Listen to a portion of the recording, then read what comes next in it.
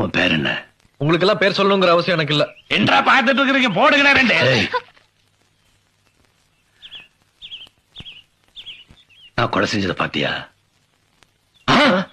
பாத்தியா? ஆமா. நான் அந்த ரயில்வே ஸ்டேஷன்ல கலெக்டர் கொன்னேன்னு நீதான் பார்த்தேன்னு போய் போலீஸ் ஸ்டேஷன் சொல்லு. ஏய், எல்லாரும் போங்கடா. போ தம்பி.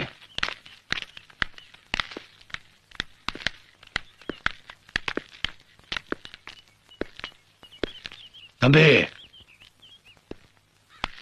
இருட்டுற நேரமாச்சு. அதுவும் இந்த நேரத்துல ஒரு பொண்ணோட போலீஸ் ஸ்டேஷனுக்கு போற. அப்புறம் அவளை காப்பாத்த நீ கமிஷனர் ஆபீஸ் போகணும். அப்படி சொல்லு.